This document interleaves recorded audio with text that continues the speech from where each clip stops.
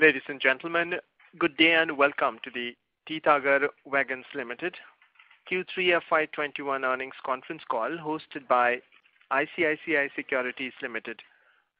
As a reminder, all participants' lines will be in listen-only mode, and there will be an opportunity for you to ask questions after the presentation concludes. Should you need assistance during the conference call, please signal an operator by pressing star then 0 on your touchtone phone. Please note this conference is being recorded. I now hand the conference over to Mr. Ranjit Sivram from ICICI Securities. Thank you, and over to you, sir. Thanks, Vikram. Good afternoon, all. We have the management of Titagar Wagons with us, represented by Mr. Umesh Chowdhary, the Vice Chairman and Managing Director, Mr. Anil Agarwal, Director of Finance, and Mr. Saurav Singhania, Group Financial Controller. We'll have initial comments from the management, followed by Q&A. So, very good afternoon, everybody. I'm Umesh Chowdhary. I'm the CEO of Titagar Wagons, and I'm joined by our CFO, Mr. Anil Agarwal, and Group Financial Controller and Vice President Strategy, Saurav Singhania. Thank you, everybody, for joining this Q3 earnings call of Titagar Wagons. I guess, I had already covered in the last call the updates as far as the post-COVID situation for our industry is concerned, but and much of the performance has already been captured in the presentation that has been circulated. But I would just like to give an overview of the business and rather than repeating the numbers, just give a kind of a stock check of the environment. So, just as a recap, now the company Titagar Wagons operates in different segments. So one is the freight mobility, which is the wagon business. The other is the transit and propulsion, or the people mobility, which is the metro and propulsion business. The third is the water mobility, which is the shipbuilding business, and the fourth is the road mobility, which is the modular steel bridges.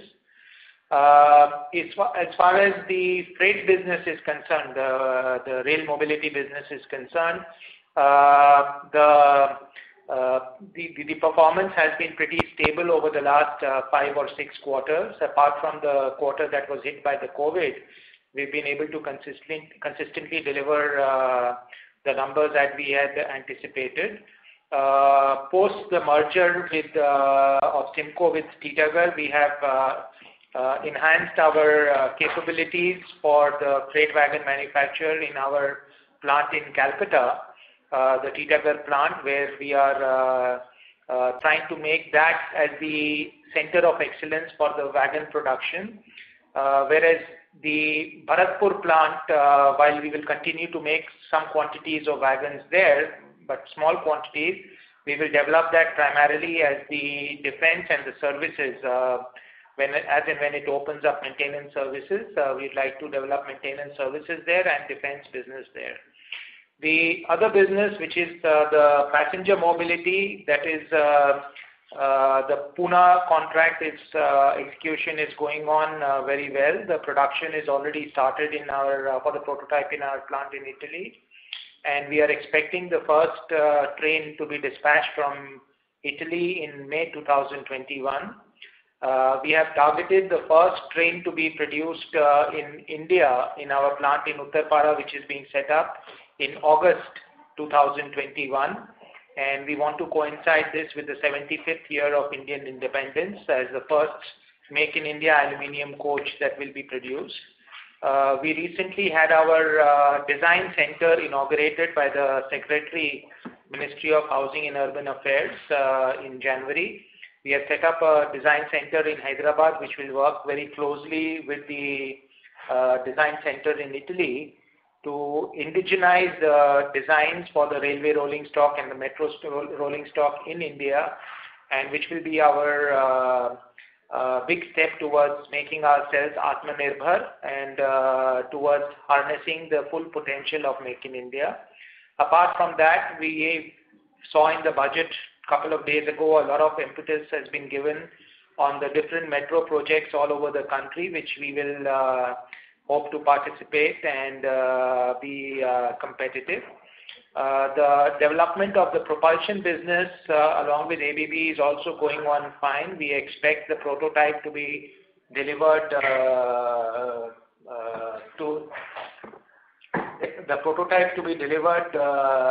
in about July or August 2021, and thereafter the series production to start by the end of this year.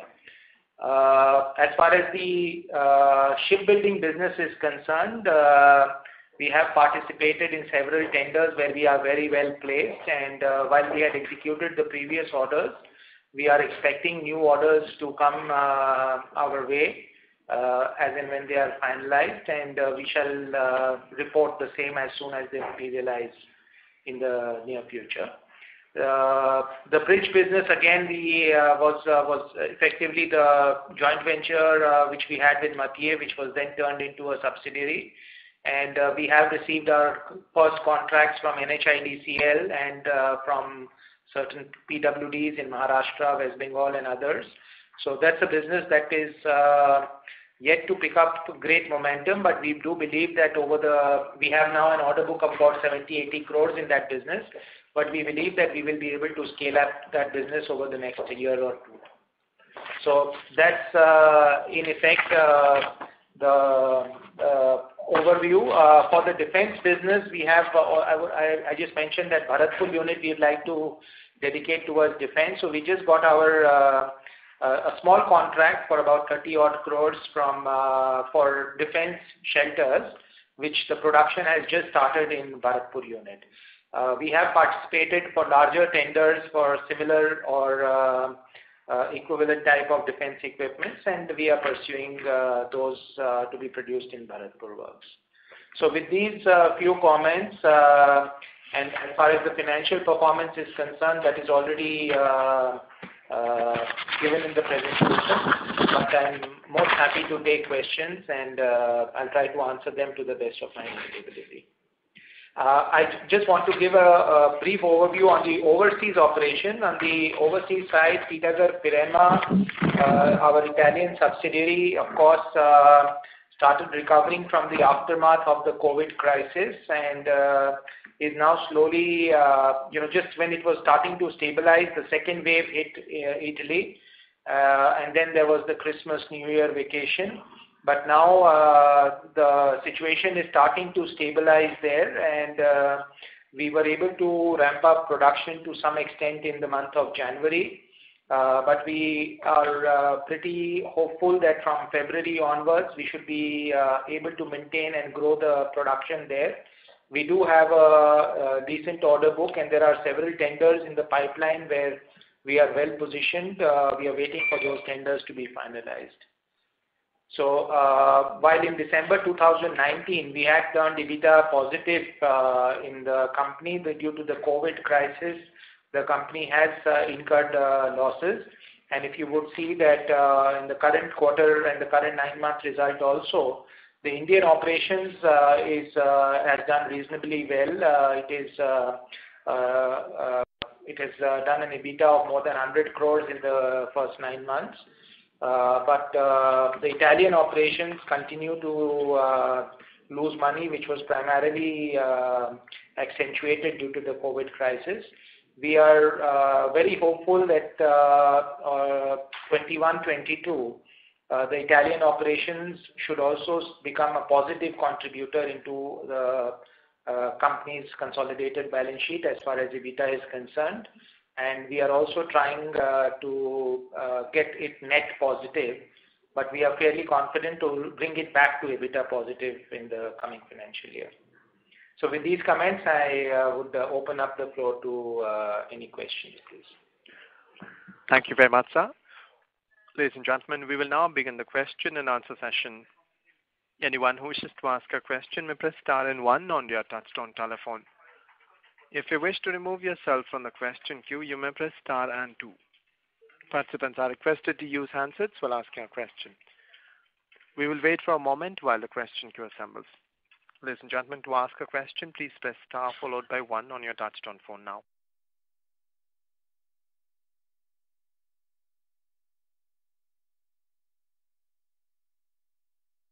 We have a first question from the lineup, Agastya Dave from CAO Capital. Please go ahead. Hi, Umesh, can you hear me? Yes, I can hear you. Yes, absolutely. Hi, thank you for the opportunity and thank you for the call. Sir, my questions are related to the budget. There are certain things which I am unable to understand because of this corona effect that we have had on spending. So if I look at the rolling stock allocation last year, they have said in the budget it was 5,786 crores and the revised estimate is saying 2,000 crores. So, and for the next year, they have allocated 6,800 crores. So how do I read this? Will there be some problems with the receivables for this year? And if I adjust for everything, is there going to be a lower net expenditure next year? How do I read this? Second question again on the budget. During the speech, the finance minister is now saying that the DFCC will be commissioned in 2024. So when do you think that ordering will start? And then they have also said that the government expects railways to monetize DFCC by selling or leasing the assets. I really don't know. It was lacking in details.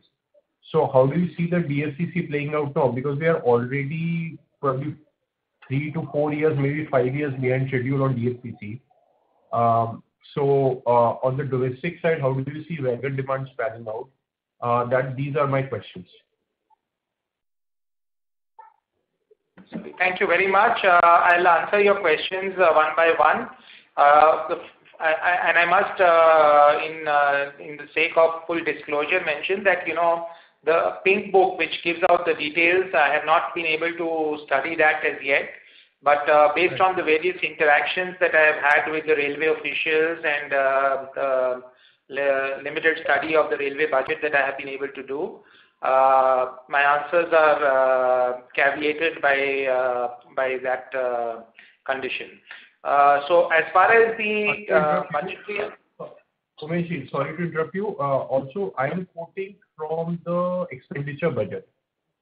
Just for your information, because if you want to check later on, that's it from my side. Yeah. Sorry to interrupt you. I will be getting the complete pink book in any case, which is being analyzed at my end, at my office's end.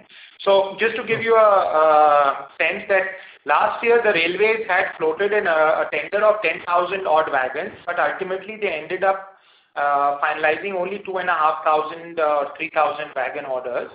So probably what you are talking about, the reduction in the total expenditure in the last rolling stock is correlating to that. Our company received a very substantial portion of that order. We got an order for about 1,800 wagons out of this 2,500 wagons that was placed. So we are, as of now, we are comfortably placed as far as the order book is concerned. What we do understand is that the railways are likely to come out and they made a wagon acquisition program for the next 4 or 5 years, and that is giving a very ambitious target. As you would be aware that there is also a target to double the freight earnings, and doubling of freight earnings cannot happen without substantive increase in wagons or in rolling stock. So we really do not see that there will be a curtailment in rolling stock procurement, because the railways have invested tremendously, even on borrowed money, in building up capacity, and if they do not buy wagons, they will never be able to monetize or utilize that capacity. And if they want to utilize the capacity, there is the only logical step for that is to buy more wagons. So we understand from our sources that the new tender is getting finalized, issuance of the new tender is getting finalized, and it is not going to be a bad quantity that they intend to procure. As far as the dedicated freight corridor is concerned, to the best of my memory, she said that it will be operational in phases from 2022 and will be fully commissioned by 2024. So, we do know that there are phases or there are parts of the DFC that are getting commissioned and the work is going on pretty expeditiously. Of course, during the COVID, there was a bit of a slowdown, which is but understandable. But How the wagons will be procured, how the private sector will be brought into the DFC, it is something which is not yet fully clear. But what we presume is that the infrastructure will be given by the railways, and the wagons will be procured by private players like in the wagon investment scheme or the container train operator scheme or the special freight train operator scheme, and they would be allowed to take the traffic or market the traffic. We believe that this will be a much more cost-effective and I would say forward-looking step on part of the railways to do so, because the efficiencies of the private sector with the infrastructural backbone of the government will be able to get the maximum results.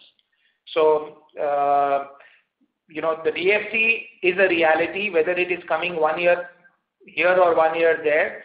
The wagon demand, when so much of thousands and thousands of crores have gone into creating that infrastructure, obviously that infrastructure can only be utilized if there are wagons commensurate to that. Correct. I agree, sir. I agree. Thank you very much, sir. Thank you.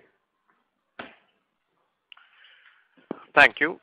Participants, to ask a question, please press star followed by 1 on your touchtone phone now.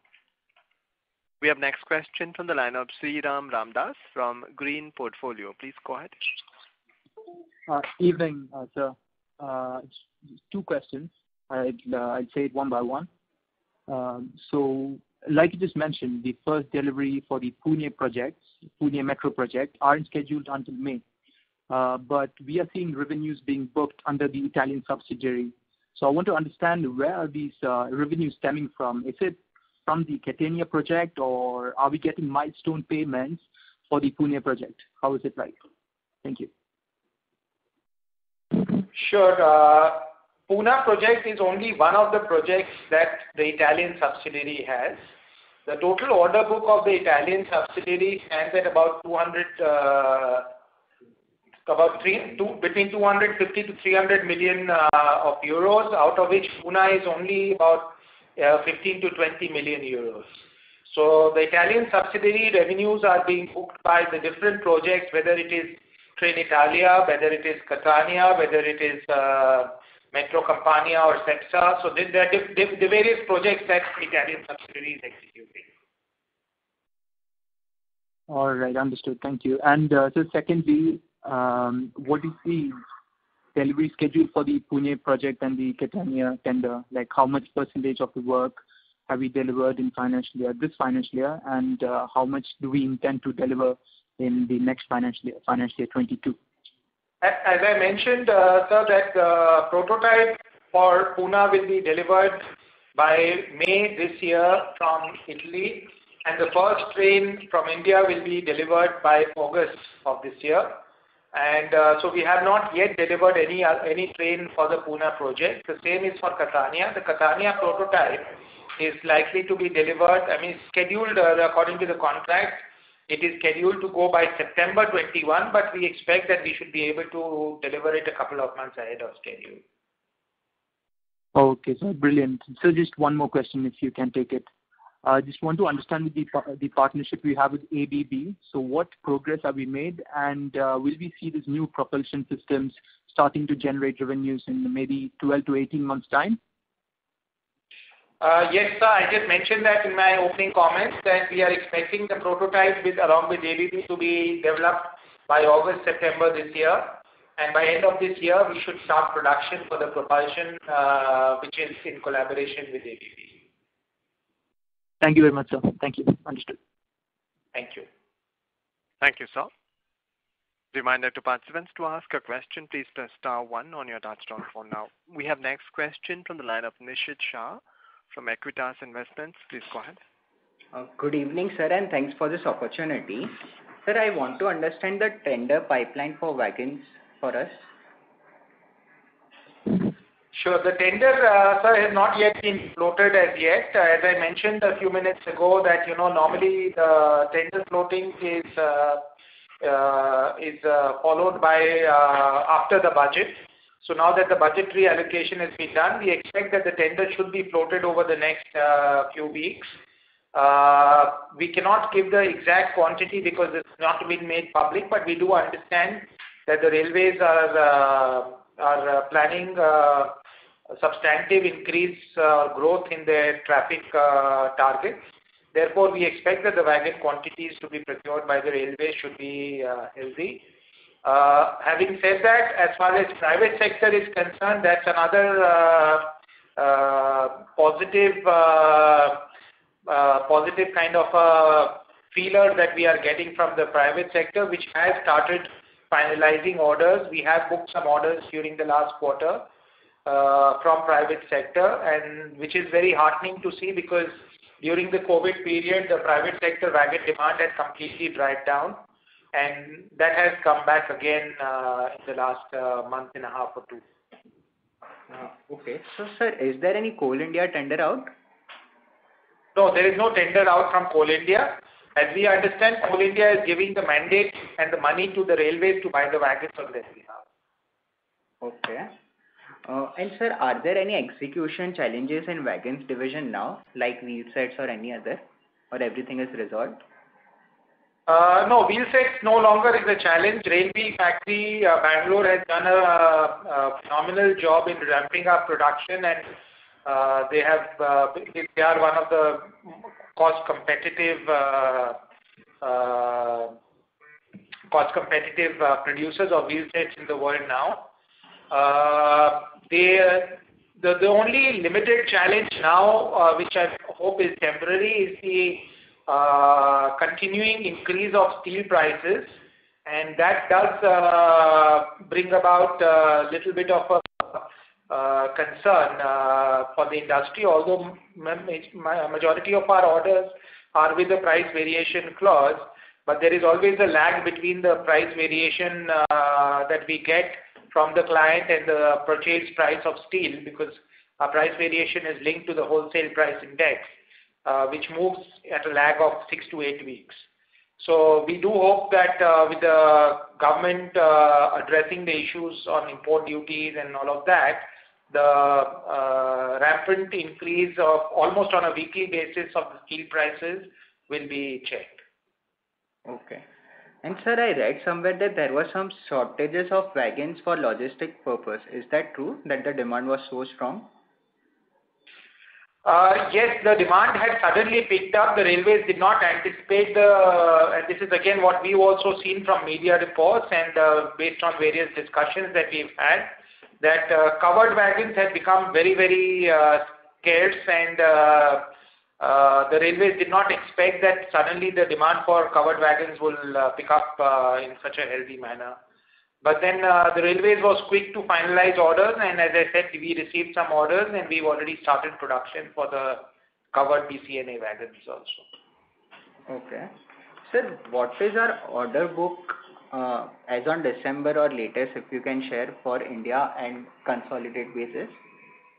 Sure, it's given in the presentation, but I will just request my colleague Anil Agarwal to give it. Yes, so it's around 5,100 crore, and it's more or less equally distributed between India and overseas.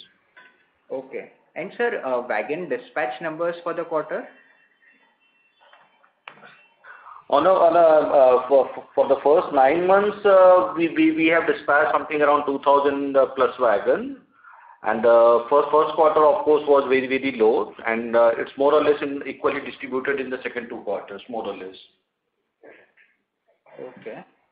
And sir, out of our order book, how much would be from private? So about 80-85% of our wagons are now from railways, and about 15% are from the private. But this figure keeps on varying based on orders being finalized by private sector, because private sector, unlike the railways, do not go for a mega tender. They finalize orders on an ongoing basis. Okay. And sir, private would be more of fixed, and railways would have a price variation clause, right? I didn't get your point, sorry. Railways order will have a price variation clause, and private orders would have a fixed price contract, right? That's right. Most of the cases. Yeah. And sir, last question from my side. So, do we still target this net debt-free target by March 21 for standalone Titagarh? For standalone, our net debt has already come down to around 65 crores in the end of December. Okay. And if you see from 2019 March, the net debt was around 300 crore plus. so more than 300 crores. So there has been a significant reduction. We are still trying, but of course, there have been challenges this year, as everybody knows. But our endeavor is still to target to get either become debt-free or near debt-free on the Indian, net debt-free on the Indian operations by the end of March. Okay. Thank you so much, sir. Thank you. Thank you. To ask a question, participants may press star followed by 1 on your touchtone phone now. We have next question from the line of Vipin Goyal from ICICI Securities. Please go ahead.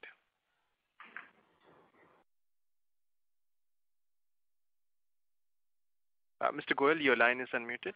If you have muted yourself, please unmute and ask your question. Thank you.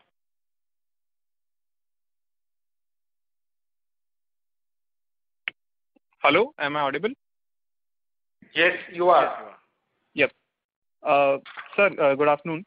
Sir, sometime back we had signed in a technology agreement for that gave us entry into the LRV segment. So that was under the metro coach segment. So have we seen any orders there? And if any, then what's the outlook there that you see? So the LRV segment agreement that we had signed was to acquire the design rights for platform, which is basically Metro Light. As you would have heard in the budget speech of the Honorable Finance Minister, she announced that the next generation of metros for smaller cities would be introduced, which would be Metro Light and Metro Neo. So the design that we did acquire was a Metro Light design. The tenders have not yet been issued for these, but we understand that there are several tier 2 cities in India that will be going for Metro Light. And the acquisition of this design rights will enable us to compete in those tenders. Okay. And then, sir, on the private wagon side, you commented that 15% of the current mix is private. That's the ballpark that I've given, not exactly, but I mean, yeah. Yeah. So broadly, just what's the demand that you are seeing there? Any particular, players or any large orders that you are seeing from this side? So there are a number of companies that are finalizing orders. I mean, all the private orders the only segment in the private business that has not seen new orders is the container segment, which is probably because of the reduction in the EXIM traffic. But apart from that, there is a heavy traction that we have seen in the WIS, in the AFTO, that is the automobile wagon. The steel companies or the cement companies are doing very well now, so we have seen that they are coming up with renewed demand for buying wagons. So this is, the private wagon business is something which does not work on great deal of future for visibility. The tenders come up based on requirements, and normally the cycle time of tender coming up to ordering to supply is much shorter than that of a Indian Railway cycle. Okay. And then, sir, just this one on the Navy side. So earlier we were quite positive on bagging orders from the Navy. Especially, I think we are in the special vessels segment that we cater to within shipbuilding. So any activity there considering the positive budget? Yes, as I mentioned in my opening comments, we have and we are continuing to participate in different tenders of the Indian Navy. Some of them we have participated and we are well positioned, but we shall make necessary announcements as and when they get concluded. Okay, thank you, sir. And we continue to remain positive. Great. And then, sir, just last one on the CapEx side. We had spent some money in upgrading the Uttarpara plant. So is that done? And then if not, then what portion of CapEx would go into that apart from the maintenance capex, and then you can give the numbers on that.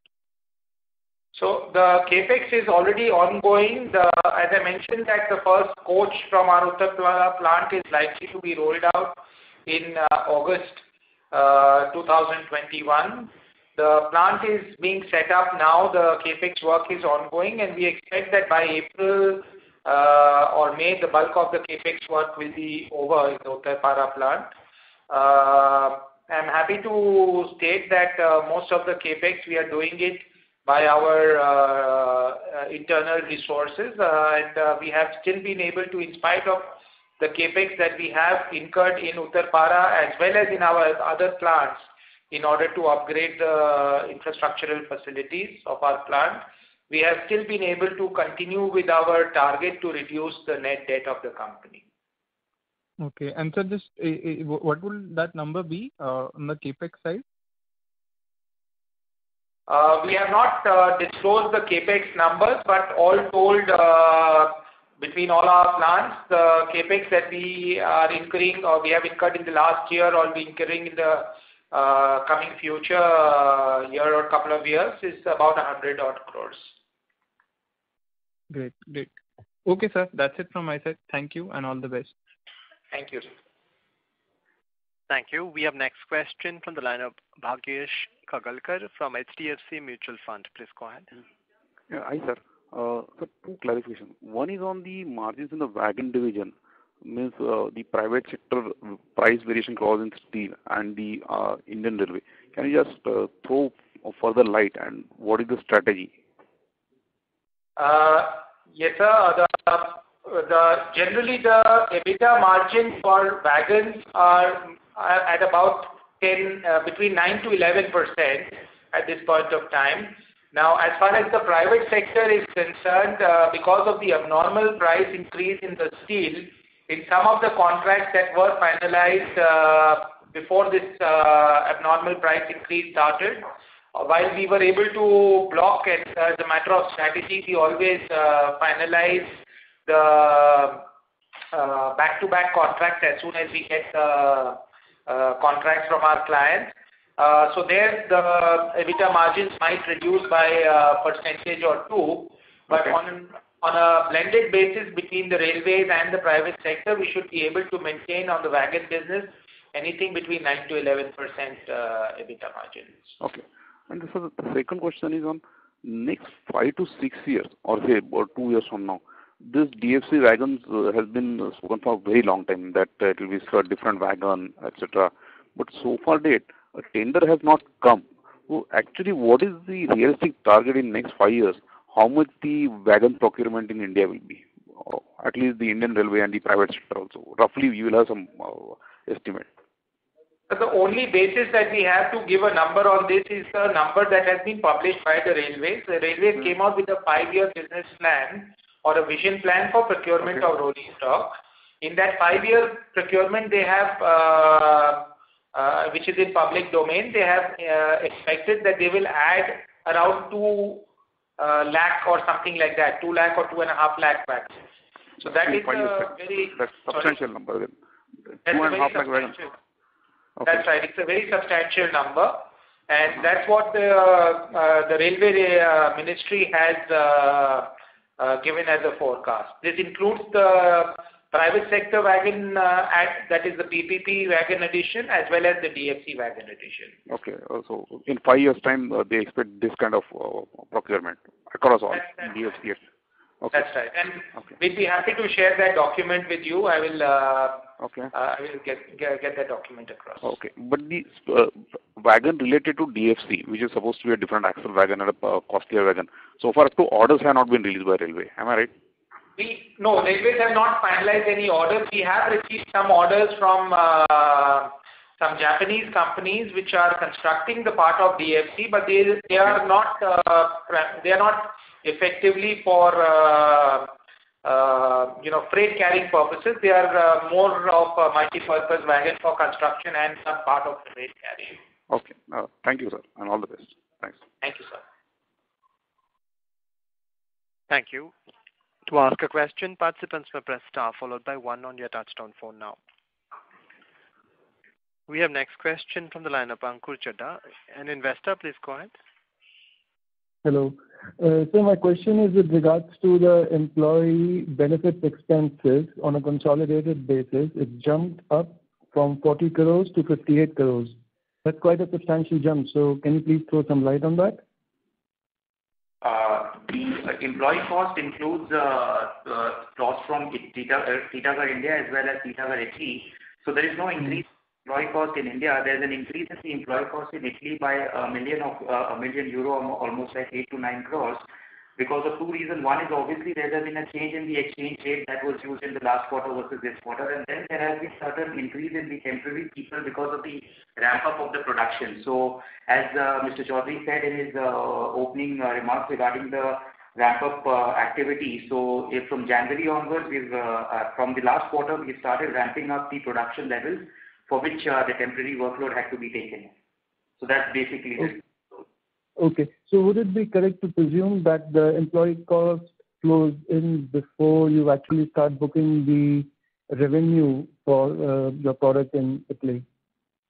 So we're seeing the higher cost, but we are not seeing an equivalent amount of higher revenue in the Italian operation, because once the product is Yeah, so obviously the level of volumes will keep on increasing. You will see much better volumes in Q4 and going forward in terms of the ramp up. Okay, and is this cost also expected to go up more, or it probably stabilize at this kind of level, employee expenses? There would be no increase in the permanent workload. Obviously, the permanent salary remains the same. So if it is required to increase the temporary in order to match the mismatch in the workload required versus workload available, so that would be higher at the marginal cost. Okay. And when do we start expecting this Italian operation to be stabilized at an optimum level? So as I mentioned, that the Italian operations, December 2019, we had for almost 4 quarters turned positive, EBITDA positive, and then the COVID crisis hit us. And Italy, unfortunately, has been very badly hit amongst all the economies in the world. That kind of gave us a little bit of a jolt over the last 4 quarters. But we are fairly confident that 2021-22, which is the coming fiscal, we should be again EBITDA positive, and we are doing our best to make it net positive. Okay. And in terms of this Metro Light technology, are there any other indigenous players in India who have this technology? So in the metro segment, as you would be aware, there are only 4 Indian companies which are making metro coaches under the Make in India program of the government. Out of them, 2 have got merged. Alstom and Bombardier now have become one entity, which leaves Titagarh and Bemel as the 2 other Indian entities. I'm sure that each one of the company would expand if they do not already have. Of course, Bombardier and Alstom already do have, but also BML would expand their product portfolio to include Metro Light because the market would demand so. Okay. Okay. And in this, let's say, 12 months, are there any metro tenders which are coming up? Yes, as we heard from the Honorable Finance Minister's speech, he has made allocation to several metro projects like Chennai, Surat, and in the past there were others done, Patna, Bhopal, Indore, etc. So we are expecting that a number of metro tenders should come out in the coming fiscal. Okay. So that's it from me. Thank you and all the best. Thank you, sir. Thank you. To ask a question, participants may press star 1. We have next question from the line of Kashyap Javeri from MK Investment Managers. Please go ahead. Yeah, hello. Hello. Yes, sir. Yeah, thank you very much, sir, for the opportunity. I joined the call a bit late, but in terms of DFC plus, the 10,000, I think in one of your remarks you also mentioned that, last year the target was 10,000, but there was underachievement, and probably in this budget, given the provisions on rolling stock, there could be, higher procurement. But over next 3 to 5 years, what's the size, yearly, tenders or let's say yearly procurement that, we are expecting from the government? So I understand FY22 you mentioned that because of underachievement this year and looking at the budget there could be, very strong procurement. But over next 5 years, what could be, the number that one could, probably expect? As I was just mentioning a few minutes ago, sir, that FY21 is an aberration year. We do not know. Right.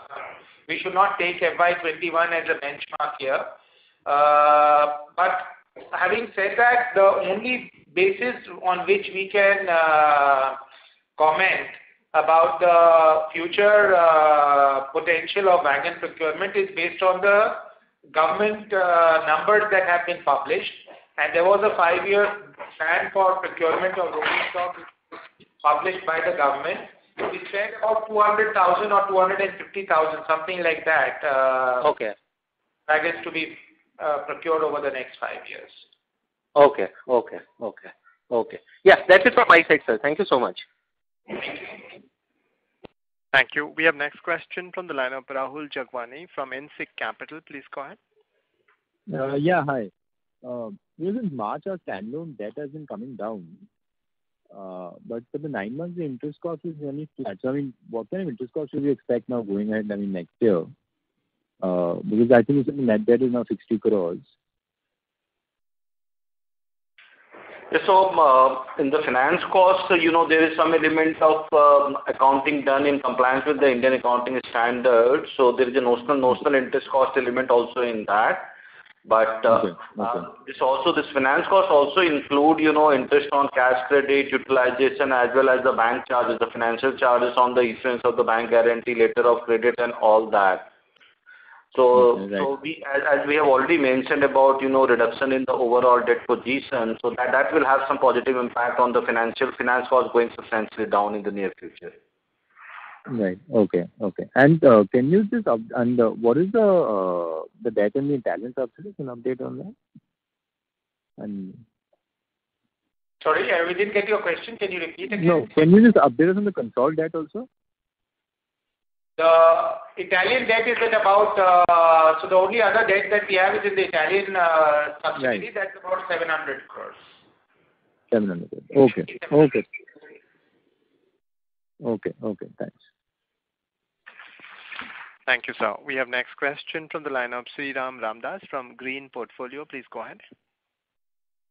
Hi, sir. Hi again. I just want to ask, are we L1 or L3 bidder in any of the metro projects, in any of the rail projects as of now?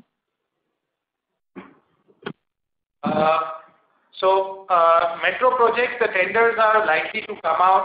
Some of them have been published and some of them are likely to be published. And if there are any ongoing tenders which have not been finalized, we would not like to comment upon them at this point of time for competitive reasons. Okay, not comment. That makes sense. Brilliant. Thank you very much, sir. Thank you. Thank you. Thank you. We have next question from the line of Akash Damani from Edelweiss Financial Services. Please go ahead. Hi, sir. Most of my questions have already been answered. Just if you could give some guidance for FY22 and 23, revenue and margin guidance. So we do not give a forward-looking statement or a guidance as a matter of policy till now. But what I can say is that I mentioned in my opening speech about the different various business segments. Historically, the only business segment that was contributing was the freight wagons or the mobility on rail. That would continue to be stable as we expect over the next couple of years. And the new business segments that would start contributing to both the top and the bottom line would be the passenger mobility or the transit and propulsion business, and to an extent the shipbuilding business. So based on that, the new segments that the company has been working on over the last few years, we should start seeing the revenue recognition partly in 21-22, but fully in 22-23, or I would say substantially in 22-23. Okay, sir. Thank you. Thank you. Thank you. As there are no further questions from the participants, I'd now like to hand the conference over to Mr. Ranjit Sivaram of ICICI Securities for closing comments. Over to you, sir. Yeah, thanks, Vikram. I take this opportunity to thank the management of Titagarh Wagons for giving us the opportunity to host this call. I thank all the participants. Sir, do you want to make any closing comments, or shall we? No, I think the presentation that has been circulated also gives the targets that we had set over the last few quarters that I have been interacting after our quarterly results with investors. And I think our endeavor has been to achieve those targets that we have set for ourselves. And you would see from the presentation that some of them we have been able to achieve our targets. Some of them we are on our way to achieving our targets. And I would only like to state that the budget that has been announced day before yesterday in the Parliament is something which is very kind of heartening for companies like us, since the whole policy of the government is to encourage Indian manufacturing and infrastructure build. Our company is primarily into the infrastructure space and creating infrastructure for the mobility solution. And therefore, we see that for all the verticals that we have, there is a good opportunity that lies forward. We have been able to upgrade ourselves both in terms of management processes, IT processes, plant infrastructure, and so on. And we believe that over the next few years, we will be able to get advantage of the work of the investments that have been put in over the last couple of years to this effect. So with those words, I would thank you everybody for joining this call and your continued support to the company. Thank you very much, sir. Ladies and gentlemen, on behalf of ICICI Securities Limited, that concludes this conference call. Thank you for joining with us, and you may now disconnect.